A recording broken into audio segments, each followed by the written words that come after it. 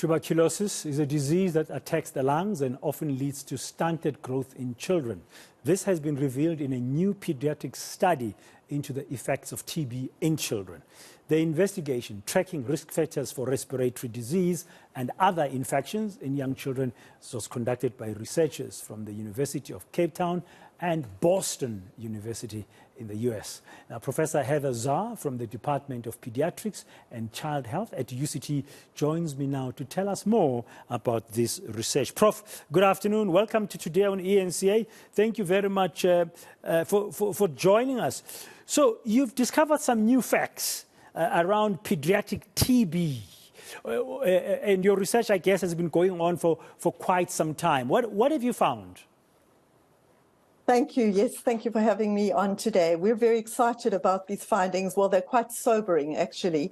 So what we did is we followed children from birth until they were up to 9 years of age. And we saw some children, we found very high rates of TB in these children. This is in an area outside Cape Town, Paarl. And we alarmingly found that children who developed TB in their lungs in the first few years of life actually had really long-term consequences in terms of their health.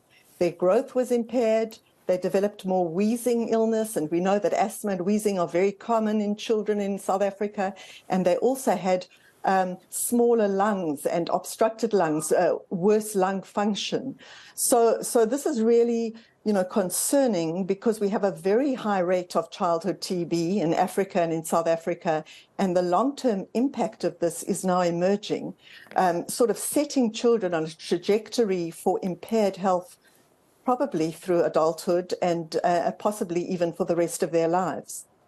Now, I mean, with all these kind of findings, it will show, or it would make sense that prevention would really be better to protect these children from contracting tuberculosis. Absolutely. That is such an important point. All these children were very well treated for TB, and they finished their courses of TB treatment, really good adherence, and they weren't, it wasn't particularly complicated, the TB. So they had TB in their lungs, but basically they were well treated. So I think you've really hit the nail on the head here. The message of prevention and strengthening prevention is absolutely crucial in our settings, because we know that children get infected with the germ that causes TB, and that sits in their body. And it takes a while until they actually develop lung disease or other kinds of complications. And if we can treat those children when they get infected, and we have a test for that. We have a skin test that can tell if a child's infected or not. If we can treat children at that stage to prevent the infection from progressing, that is where we really need to strengthen that intervention. And sadly, we keep on hearing this, not just from you, I'm sure you'll expand on this just now, but from the likes of the World Health Organization, we still suffer from the underreporting of tuberculosis in children in our country. That's a huge problem. I mean, World TB Day was last month in March, and the estimates globally are that 3/4 of children under 5 years of age are not being detected, are being missed. And we also know now, also from work that we've been doing, is that children who get pneumonia often in our settings have TB. And now this is not often considered. So we're missing a lot of TB disease in children.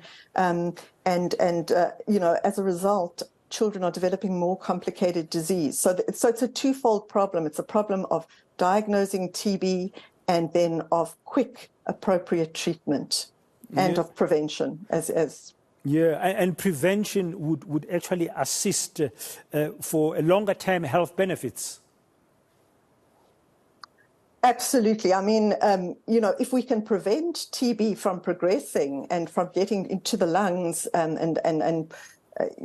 then presumably we can also prevent the impact that we've now seen in the study, which is really the development of lung disease that is long-lasting.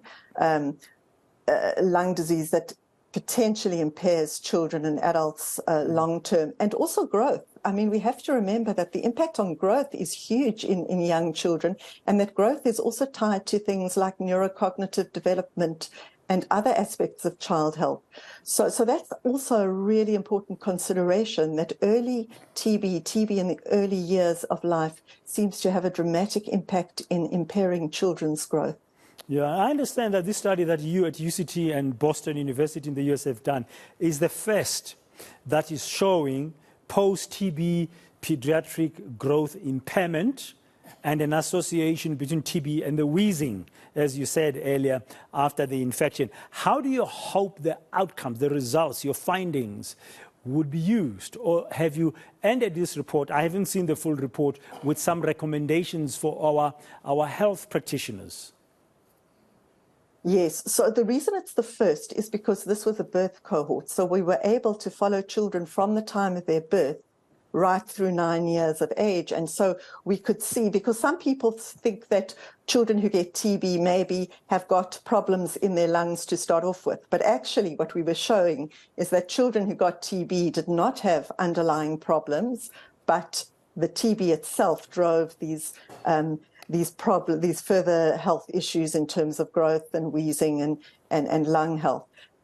The recommendations would be, as we've alluded to already, number one, to strengthen programs that are able to detect TB, both early infection and also disease. So to diagnose a child as early as possible, and then to implement effective preventive options if there's no disease in the lungs, and if the child does have already some disease, then to immediately implement treatment. And we're lucky in South Africa. We've got very good effective treatment. We've got very good diagnostic tests. We have the newest tests like Ultra. That's a test that can rapidly detect the organism in sputum or other respiratory secretions.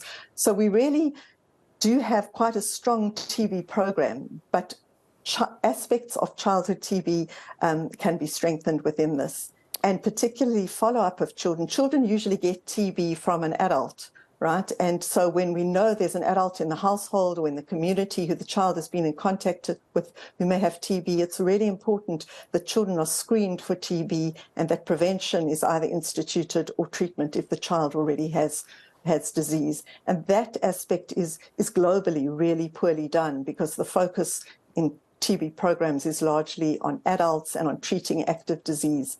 But we really need to strengthen contact tracing of children and effective prevention or treatment. Thank you very much this afternoon for your time and explanations about your research, Prof. That is Thank you so much. Professor Heather Zar. She is the chair of the Department of Paediatrics and Child Health at University of Cape Town.